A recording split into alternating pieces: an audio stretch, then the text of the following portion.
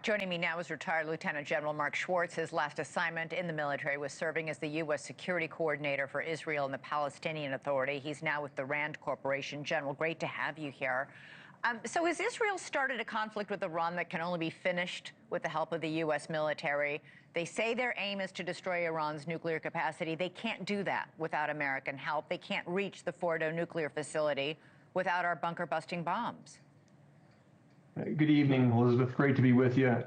I concur. You're right that you talked about Fordo and the area where the IAEA, the United States, and certainly Israel has assessed where the enriched uranium is likely being stored and where they have the ability with the centrifuges there to go ahead and continue to refine that to make it nuclear grade. So absolutely, the U.S. is the only nation that has the delivery capability and the munitions to effectively get into Fordo and destroy it, but still, as General Clark was saying in the earlier segment, you still have to get the verification. And I think there's probably two parts that in the dialogue that's been going on in Washington with the president today is, okay, what are my military options to meet the end state that he has been very clear about of eliminating Iran's ability to have a nuclear capability, and then how do we verify that? And using, ideally, the international community to help verify that they've been effective. And these bombs, the only bombs that can destroy Fordo, these bunker-busting bombs, can only be launched from American B-2 bombers because they're that big and they're that heavy. We can't just, for example, give the Israelis one of the bunker-busting bombs. We have to fly it in ourselves. That's correct, and only the United States possesses the munition and the aerial delivery capability and the ability to provide the tanker bridge to get those aircraft safely from their bases into the area of operations and back without landing. So all those components only the U.S. possesses. And we do appear, at least as of today, to be moving some of those assets into place.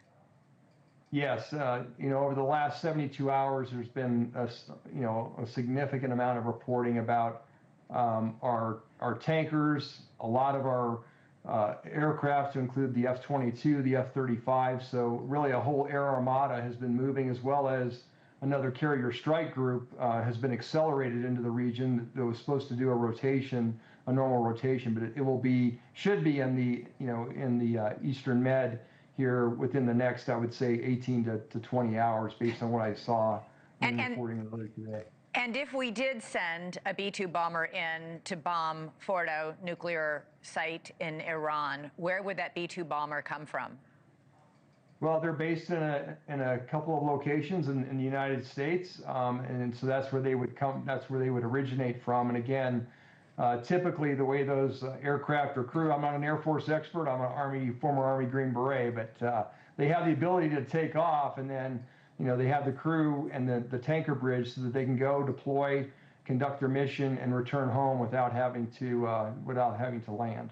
So is there a danger if we bomb Fordo that we will trigger some sort of radioactive event?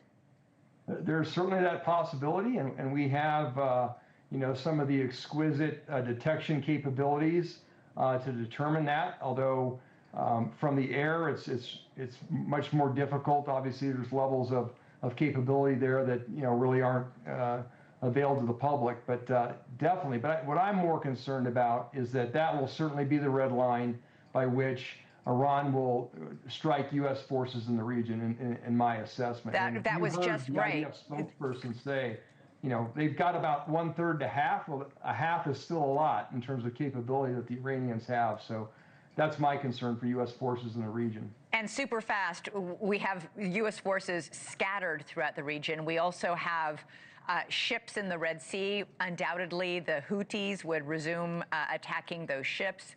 Iran could bomb the Strait of Hormuz. That's where 1/5 of the world's oil supply passes through each day.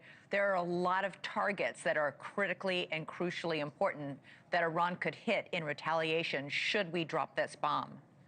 Yes, so as you just pointed out, Iran, while they may be on their heels with respect to the air supremacy, they still have a lot of lethal options to put against Israel, to put against the U.S. and our partners and allies in the region. Thank you for watching. Subscribe below and download our NewsNation app right now on your phone, and you will get fact-based, unbiased news for all Americans.